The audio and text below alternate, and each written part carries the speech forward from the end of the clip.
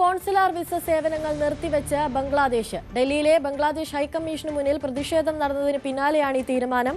വിഷയം ബംഗ്ലാദേശ് മാധ്യമങ്ങൾ പെരുപ്പിച്ചു കാണിച്ചത് ഇന്ത്യ തള്ളിക്കളഞ്ഞിരുന്നു. ഇതിനിടെ ഹിന്ദുക്കൾക്കെതിരെയുള്ള ആക്രമണങ്ങൾക്കെതിരെ ധാക്കയിൽ മനുഷ്യച്ചങ്ങല സംഘടിപ്പിച്ചു. ന്യൂനപക്ഷ സംഘടനകളുടെ നേതൃത്വത്തിലായിരുന്നു ഈ പ്രതിഷേധം. കൂടുതൽ വിവരങ്ങളുമായി അജയ് സുധാബിച്ചു ചേരുന്നുണ്ട്. Ajay, good morning. പ്രതിഷേധം കൂടുതൽ കനക്കുകയാണ്. അതോടൊപ്പം തന്നെ ഈ വിസയുടെ നടപടിക്രമങ്ങൾ നിർത്തിവെച്ചതൊക്കെ യാത്രക്കാരെ കൂടുതൽ ബാധിക്കാനുള്ള സാധ്യതയില്ലേ? തീർച്ചയായിട്ടും മനസ്സിലായി. ഓരോ ദിവസവും ഇന്ത്യയും ബംഗ്ലാദേശും തമ്മിലുള്ള ബന്ധം അത് കൂടുതൽ വഷളായിക്കൊണ്ടിരിക്കുകയാണ്. പ്രത്യേകിച്ച് എടുത്തു പറയേണ്ടത് ബംഗ്ലാദേശിൽ ന്യൂനപക്ഷങ്ങൾക്കെതിരെയുള്ള ആക്രമണങ്ങൾ തന്നെയാണ്. അവിടെ ഒരു ഹിന്ദു യുവാവിന് നേരെ നടന്ന ആക്രമണം, അയാളെ അവിടെ ഒരു ഫാക്ടറി ജോലിക്കാരനായിരുന്നു, അയാളെ ആൾക്കൂട്ടം ആക്രമിച്ച് ഒരു മരത്തിൽ കെട്ടിത്തൂക്കി കത്തിച്ച പൊതുമധ്യത്തിൽ കത്തിച്ച സംഭവം. ഈ സംഭവത്തിൽ ഇപ്പോൾ ഇന്ത്യയിൽ മാത്രമല്ല ബംഗ്ലാദേശിലും പ്രതിഷേധം നടന്നിരിക്കുന്നു. ബംഗ്ലാദേശിൽ അവിടെയുള്ള വിവിധ ന്യൂനപക്ഷ സംഘടനകൾ ഒരുമിച്ച് നടത്തിയ ഒരു പ്രതിഷേധമായിരുന്നു. അവിടെ ധാക്കയിൽ, അവരുടെ തലസ്ഥാനമായിട്ടുള്ള ധാക്കയിൽ തന്നെ ഇത്തരമൊരു പ്രതിഷേധം അവർ സംഘടിപ്പിച്ചിരുന്നു. ഇതിനിടയിൽ ഇന്ത്യ ബംഗ്ലാദേശിനോട് അവിടെയുള്ള ന്യൂനപക്ഷങ്ങൾക്കെതിരെ നടക്കുന്ന ആക്രമണങ്ങളിൽ ആശങ്ക പ്രകടിപ്പിച്ചുകൊണ്ട് രംഗത്ത് വന്നിരുന്നു. അപ്പോൾ അതിനു പോലും വളരെ പ്രകോപനപരമായിട്ടുള്ള മറുപടിയാണ് ബംഗ്ലാദേശ് നൽകിയത്. അതായത് ഓരോ രാജ്യങ്ങൾക്കും അവരുടെ ന്യൂനപക്ഷങ്ങളെ സംരക്ഷിക്കാനുള്ള ഉത്തരവാദിത്തമുണ്ട്.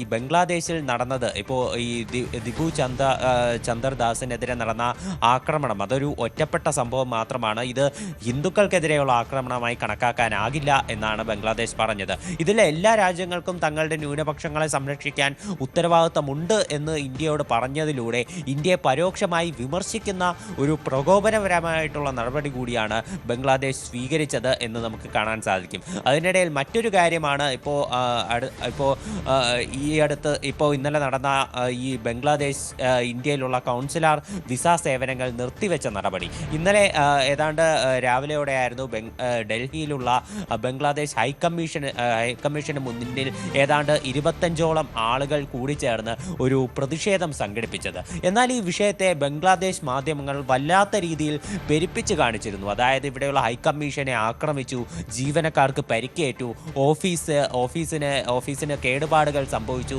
തുടങ്ങിയിട്ടുള്ള രീതിയിൽ പല തെറ്റായ റിപ്പോർട്ടുകളും ബംഗ്ലാദേശ് മാധ്യമങ്ങൾ റിപ്പോർട്ട് ചെയ്തിരുന്നു.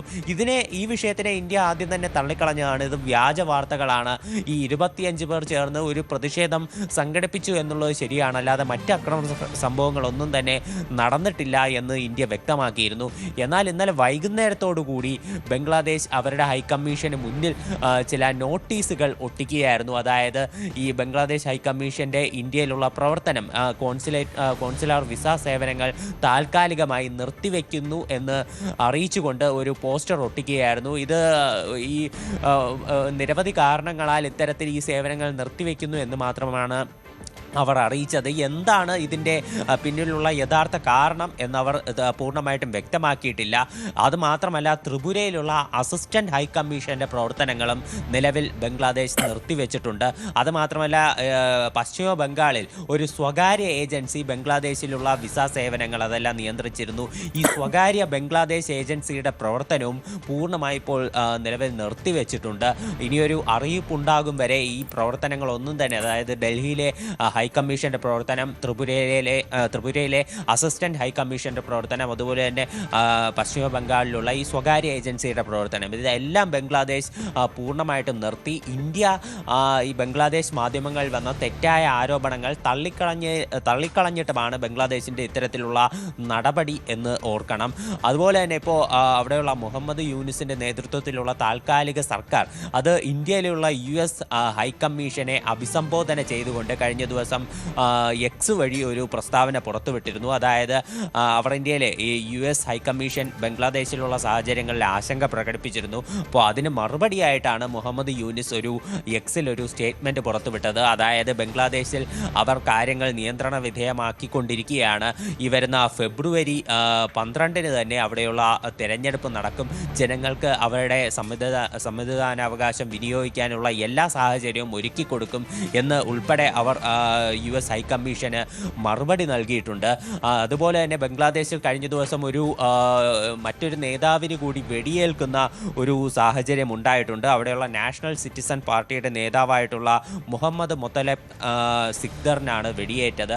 അയാൾ ഇപ്പോഴും ഗുരുതരാവസ്ഥയിൽ ചികിത്സയിൽ തുടരുകയാണ്. ഇത് ആദ്യം വെടിയേറ്റ ഷരീഫ് ഉസ്മാൻ ബിൻ ഹാദിക്ക് സമാനമായിട്ട് തന്നെ തലയിൽ ആണ് ഇയാൾക്ക് വെടിയേറ്റത്. തലയോട്ടിയുടെ ഒരു വശത്ത് തട്ടിയ വെടിയുണ്ട തട്ടിത്തെറിച്ച് പോവുകയായിരുന്നു. എന്നാലും ഇയാൾക്ക് ഗുരുതരമായിട്ട് പരിക്കുകളോടെ ഇപ്പോഴും ചികിത്സയിൽ തുടരുകയാണ്.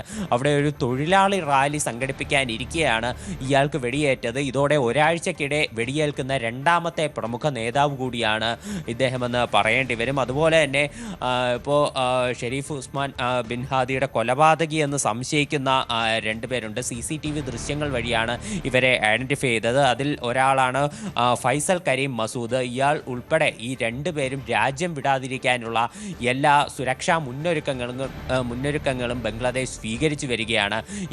ഇവർ ഇന്ത്യയിലേക്ക് കടക്കാൻ സാധ്യതയുള്ളതായിട്ടാണ് ബംഗ്ലാദേശ് വ്യക്തമാക്കുന്നത്. ഇത് തടയാനായിട്ട് എല്ലായിടത്തും സുരക്ഷ കൂടുതൽ ശക്തമാക്കിയിട്ടുമുണ്ട്.